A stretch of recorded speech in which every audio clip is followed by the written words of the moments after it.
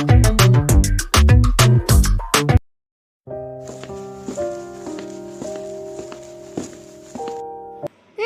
PT करमजली, कहाँ थी अभी तक?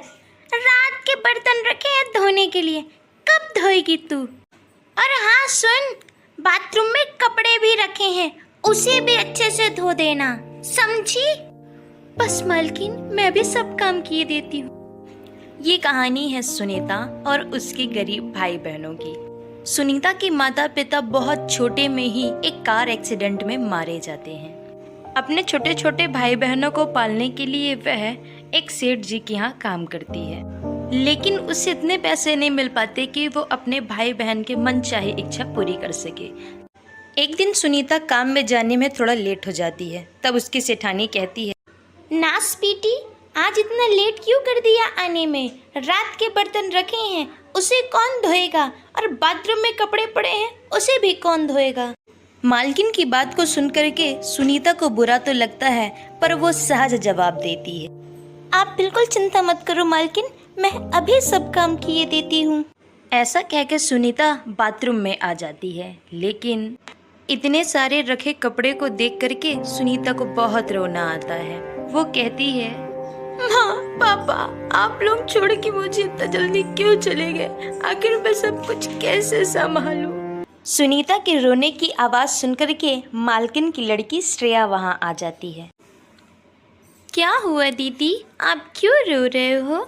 मम्मी बहुत गंदी है ना दीदी, आपके लिए इतने सारे कपड़े रख देती हैं धोने के लिए। नहीं नहीं श्रेया, ऐसा नहीं कहते हैं, अब दोबारा ऐसा नहीं कहना, ये तो मेरा काम है श्रेया। करमजली, क्या सिखा रही है मेरी बेटी को? अरे अभी तेरे काम कम थे जो इसे भी सिखाने लग गई है। माँ, मैं तो बस दीदी से बात कर रही थी, वो मुझे कुछ नहीं सिखा रही हैं, कुछ नहीं पढ़ा रही हैं। श्रेया के ऐसा कहने पे सुनीता चुपचाप रसोई में जाके काम करने लगती है। मालकिन ने सुनीता से समोसे बनाने को बोली थी। समोसा बनाते बनाते सुनीता एक ही बात सोच रही थी कि आज मैं जल्दी समोसे बनाकर अपने भाई के लिए ले जाऊंगी, उसका बहुत मन था खाने के लिए। ऐसा सोच के सुनीता मालकिन के पास आती है और कहती है, मालकिन, सब काम हो गया है, मैं समोसा भी बनाती हूँ, क्या थोड़े से समोसे मैं अपने भाई के लिए लेके जा सकती हूँ? उसे बहुत पसंद है। नास पीटी, कोई जरूरत नहीं है मेरे घर से एक भी सामान लेके जाने की तुझे। फ्रिज में बासी दाल रखी है, उसी को ले जा। मालकिन ऐसा कह ही रही थी कि इतने में तेज बिजली और बादल के गरजने की आवाज है। इस आवाज को सुनकर के सुनीता को अपने भाई बहन की बहुत चिंता हुई और दौड़कर सब छोड़ के वहां से भागने लगी। जोरदार तेज हवाएं भी चलने लगी। सुनीता को और ज्यादा चिंता होने लग गई थी। दौड़ के वो घर पहुंचती है। कहाँ थी दीदी अभी तक? मुझे बहुत भूख लगी है। हाँ दीदी, मुझे भी बहुत भूख लगी है। आप कहाँ थी अभी तक?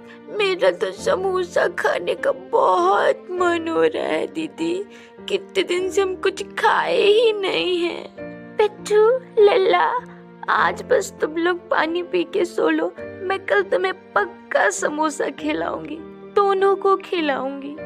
सुनीता काम के लिए निकल जाती है, लेकिन रास्ते पे उसे कुछ चमकती हुई चीज दिखाई देती। अरे ये क्या रखा हुआ है? ये तो कढ़ाई है, मैं इसे अपने साथ अपने घर ले जाती हूँ, जिससे जब भी भैया बोलेगा बनाने के लिए समोसे, इसी में बनाकर उसे खिला दिया करूँगी। ऐसा सोचकर सुनीता उस कढ़ाई को उठा करके अपने घर ले जाती है। ये क्या है दीदी? ये कढ़ाई है बिट्टू, जब तुम्हारा कुछ खाने का मन किया करेगा ना, अब मैं इसी में सारी चीज़ें बनाया करूँगी बिट्टू लल्ला। काश दीदी कोई जादुई कढ़ाई होती और मैं बोलता इसमें समोसे आ जाओ तो खूब सारे समोसे आ जाते। वाह दीदी, समोसे आ गए।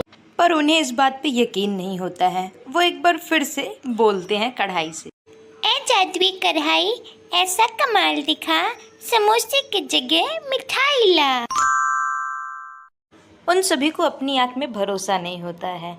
उन्हें पता ही नहीं चल रहा था कि ऐसा क्यों हो रहा है। लेकिन आपको तो पता है ना कि ये जादुई कढ़ाई है। उन्होंने मिठाई पेट भर के खाई।